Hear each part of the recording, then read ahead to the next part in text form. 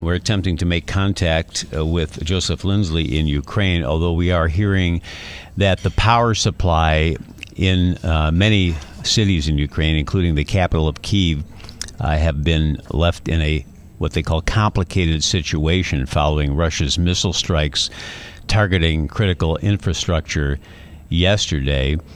And those attacks have hampered residents' access to electricity in multiple Ukrainian regions, leading to both scheduled and unscheduled and emergency power outages today. And that is what Joseph Lindsley is up against in trying to communicate with us today. I think we got him now. It's been a harrowing 24 hours and more in Ukraine. And Joseph, it's beginning to sound like what happened in Poland was a tragic accident. What's the word there on that incident? Bob, yes, good afternoon. And if I was a couple minutes late because I was just walking through the main square of Lviv, and hundreds of people were stopped in the street as yet another cortege of a dead soldier passed from the church of St. Peter's and Paul through the main square. And really amazing to see how everyone just stops and freezes during the entire procession. So that's the daily reality here. But obviously there's a lot of big stories. A big story in Ukraine, 90 missiles yesterday. It was that's a report that we have hit the country, and power was out in much of from east to west. I don't think we got power in Lviv until about 5 o'clock this morning. And then obviously we heard the story of what happened in Poland. And I think the first thing to realize here is, no matter what happened, Russia is the cause. If it was a Ukrainian air defense mistake, which we don't know yet for sure, the only reason that air defense was working yesterday was because there were 90 missiles coming from Belarus, from the Black Sea, from the Caspian Sea. Absolute madness, in I think 3 different waves. And so the only reason anything happened was because Russia sent 90 missiles to Ukraine yesterday. In fact, NATO's Secretary General Stoltenberg said yesterday, the first thing he said, let me be clear, no matter what, he said, let me be clear, this is not Ukraine's fault. And you see even, here we have to wonder, what was Russia's point yesterday? Because, we had several Mondays in a row of infrastructure attacks. Now they shifted it this week to Tuesday. But within hours, the power is back. The internet is working. Ukrainians quickly, and every time they learn how to fix it more and more quickly. So what is the point of this? What is Russia gaining from this? And, that's what was scary yesterday. During the time of darkness, you're in a weaker position. And you wonder, is there going to be some new attack beyond infrastructure? And there wasn't yesterday. But what did happen yesterday, the G20, or his President Zelenskiy called it the G19 minus Russia, was meeting in Indonesia with all the G20 leaders except for Putin. He's represented by his foreign minister. And it was pretty audacious not only to do that attack, but then, if there was something on Polish territory. And here's where I think we have to watch the very subtle Russian propaganda.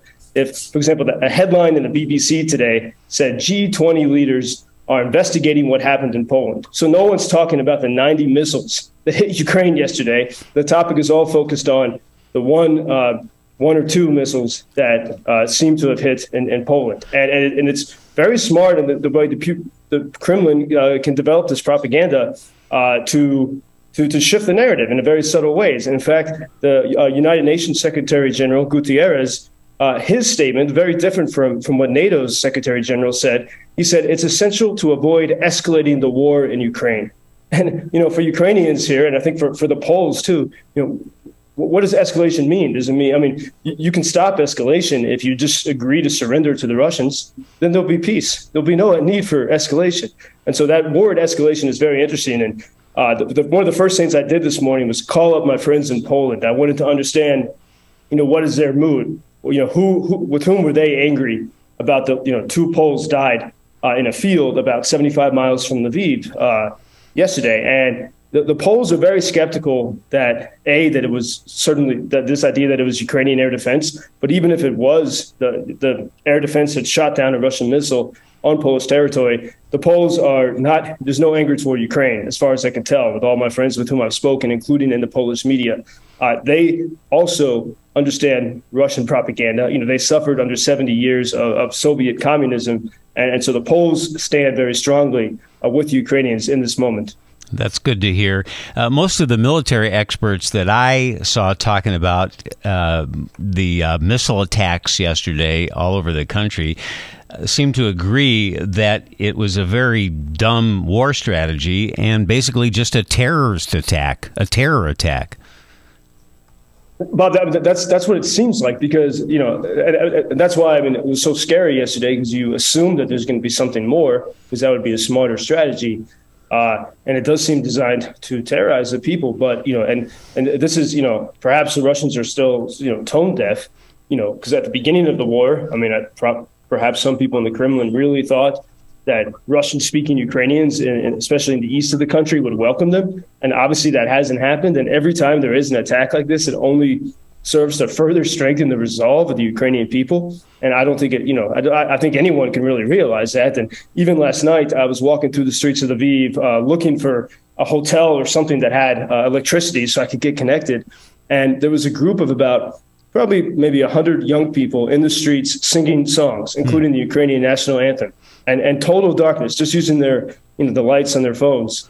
And so this is, every one of these attacks strengthens the resolve of the Ukrainians. And so the only strategic thing, because I don't want to presume that the Kremlin, there are good chess players there, and I never want to be complacent, as I say. So, this attack was the same time as the G20. Perhaps it's meant to project some kind of power, to keep people afraid. And then, it's too much now to speculate about what happened in Poland. But I just think the first thing for the West and for NATO and G20 to remember is that there would be no extra missiles falling in Moldova or Poland if Russia stopped the war. And that's what this is about. Joseph Lindsley, as always, we appreciate your insights. Especially interesting to hear what they're saying in Poland about all this.